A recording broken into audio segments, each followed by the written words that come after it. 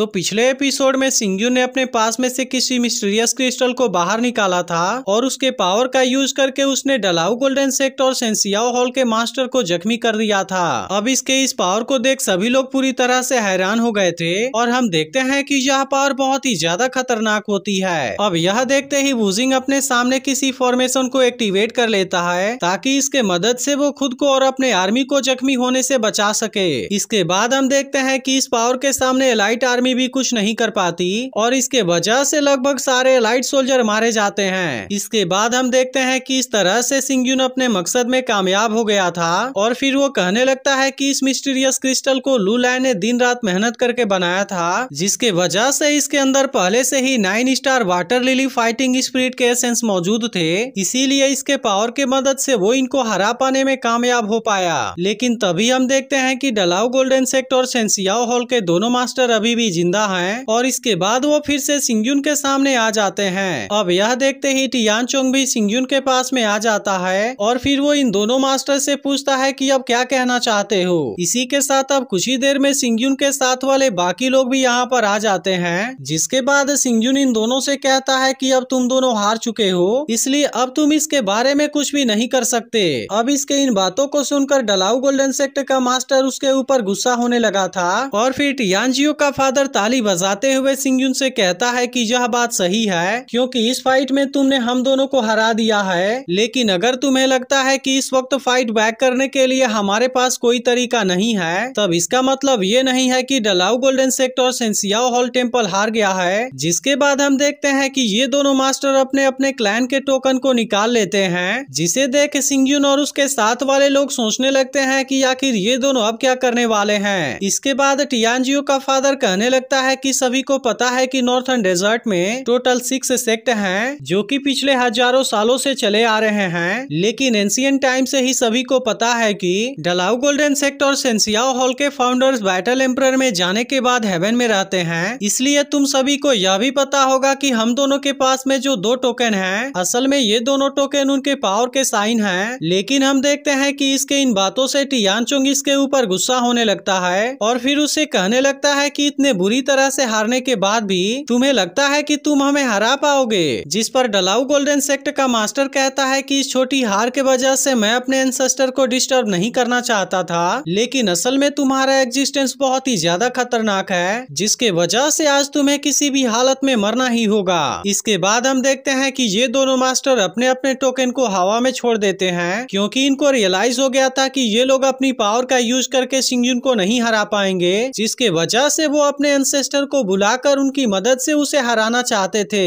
तभी हम देखते हैं कि इन सभी बातों के वजह से टियानचोंग को चिंता होने लगी थी क्योंकि असल में बैटल एम्परर के पास में निर्वाणा रिल्म से हाई लेवल की कल्टीवेशन होती है और इसके बाद वो सिंग्यून से कहता है कि तुम्हारा पावर भी बहुत ज्यादा खतरनाक था, इसलिए कहीं ऐसा तो नहीं कि वह पावर भी किसी बैटल एम्परर से आई थी। लेकिन हम देखते हैं कि सिंग्यून इस बात का कोई जवाब नहीं देता। इसके बाद टियानचोंग कहने लगता है कि अगर उनके एंसेस्टर यहाँ पर आ गए तब इसके वजह से हम सभी की जान खतरे में आ सकती है, इसीलिए वो अपने पावर का यूज करके इन दोनों टोकन को बर्बाद कर देना चाहता है। इसके बाद हम देखते हैं कि टियानचोंग इस टोकन को रोकने की कोशिश करता है, लेकिन असल में वो ऐसा नहीं कर पाता। इसके बाद हम देखते हैं कि इन दोनों मास्टर ने अपने अपने टोकन का यूज करके यहाँ पर कोई पोर्टल ओपन कर दिया था, जिसके मदद से वे दोनों अपने एंसेस्टर को यहाँ पर बुलाना चाहते थे। लेकिन तभी अचानक से इन दोनों टोकन के पावर अपने आप ही बंद हो जाते हैं और इसके बाद ये दोनों टोकन नीचे गिरकर बर्बाद हो जाते हैं। अब हम देखते हैं कि इस बात के वजह से दोनों मास्टर बहुत ही ज्यादा परेशान हो गए थे क्योंकि इनको समझ में नहीं आ रहा था कि ऐसा कैसे हो गया। और फिर टियानजियो का फादर कहने लगता है कहीं ऐसा तो नहीं कि हमारे एंसेस्टर ने हमारी बात ही नहीं सुनी। तभी सिंग्यून इनसे कहने लगता है कि मेरे ओपिनियन में तुम दोनों के एंसेस्टर ने तुम्हारी बात को जरूर सुना होगा, लेकिन अनफॉर्चुनेटली वो यहाँ पर नहीं आ सकते। अब इसके इस बात को सुनकर दोनों मास्टर ही घबरा जाते हैं और फिर हम देखते हैं कि दोनों को किसी बात के बारे में चिंता होने लगी थी, इसलिए वो तुरंत ही यहाँ से किसी जगह पर जाने लगते हैं। लेकिन हम देखते हैं कि इस बात के वजह से टियानचोंग उनके ऊपर गुस्सा हो गया था और फिर वो उन दोनों को मारने के लिए उनके पीछे जाना चाहता है, लेकिन तभी इसी वक्त सिंग्यून उसे ऐसा करने से रोक देता है और फिर कहता है कि तुम्हें जल्दीबाजी में आकर कोई भी लापरवाही नहीं करनी चाहिए क्योंकि असल में उसे पता होता है कि वे दोनों यहाँ से भागने के बाद किस जगह पर जाएंगे, इसलिए सिंगयुन टियानचोंग से कहता है कि तुम्हें उन दोनों के पीछे जाने की कोई जरूरत नहीं है। इसके बाद हम देखते हैं कि यहाँ पर मौजूद सभी एलाइड सोल्जर मारे जा चुके हैं, जिसके वजह से अब इनको इसके बारे में चिंता करने की जरूरत ही नहीं थी। अब अगले सीन में हम किसी बहुत पुराने और मिस्टीरियस पैलेस को देखते हैं, जहाँ पर कि डलाउ गोल्डन सेक्ट और सेंसियाओ हॉल के दोनों मास्टर आए हुए थे, जिस बात से हमें पता चलता है कि इन दोनों सेक्ट के एंसेस्टर यहीं पर आते हैं। इसके बाद ये दोनों मास्टर अपने एंसेस्टर को आवाज लगाते हैं और फिर कहते हैं कि हमें आपकी मदद चाहिए, लेकिन हम देखते हैं कि इनके पास इनके एंसेस्टर का कोई जवाब नहीं आता, जिसके वजह से अब दोनों बहुत ही ज्यादा घबरा गए थे।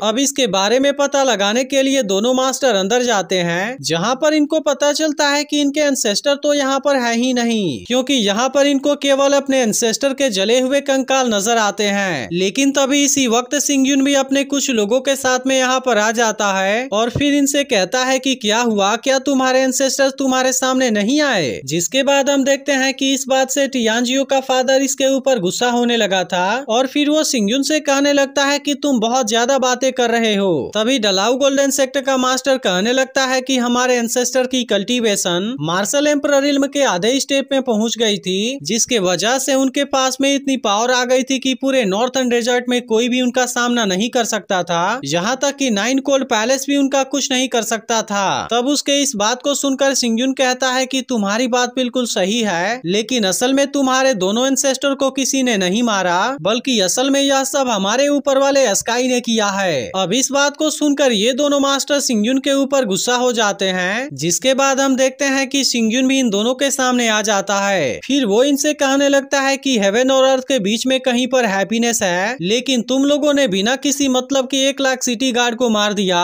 और इसके अलावा इसके साथ में 4 लाख से ज्यादा भी लोग मारे गए, जिसके वजह से जरूर ही हेवन और अर्थ के पावर ने इसे बर्दाश्त नहीं कर पाया होगा और इसीलिए तुम्हारे कारनामों के वजह से तुम्हारे एंसेस्टर के किस्मत भी खराब हो गए होंगे, इसलिए जजमेंट की फायर ने उन दोनों को जरूर ही जला दिया होगा। लेकिन असल में अब ये दोनों मास्टर भी इसके बारे में कुछ नहीं कर सकते थे। जिसके बाद सिंगयुन इनसे कहता है कि तुम्हारे एंसेस्टर की कल्टीवेशन जरूर ही बैटल एम्परर के रिल्म में पहुंच गई होगी, क्योंकि अभी भी तुम्हारे एंसेस्टर के कंकाल नहीं टूटे हैं। लेकिन अब इसके इन बातों से डलाउ गोल्डन सेक्ट का मास्टर उसके ऊपर गुस्सा होने लगता है और फिर वो सिंगयुन से कहने लगता है कि तुम कहना क्या चाहते हो, कि क्या यह दुनिया भी तुम्हारी मदद कर रही है। तब इस बात को सुनकर सिंगयुन इनके ऊपर हंसने लगता है और फिर कहता है कि सभी 7 सोर्स के मिस्टीरियस क्रिस्टल एक हैं, जिसके वजह से इसका यूज करके मैं तुम सभी को आसानी से खोज सकता हूँ। इसी के साथ वो इनसे कहता है कि अगर तुम दोनों ने हमें रास्ता नहीं दिखाया होता तब हम मार्शल एम्परर रिल्म वाले इन प्रैक्टिशनर के कंकाल को कैसे खोज पाते।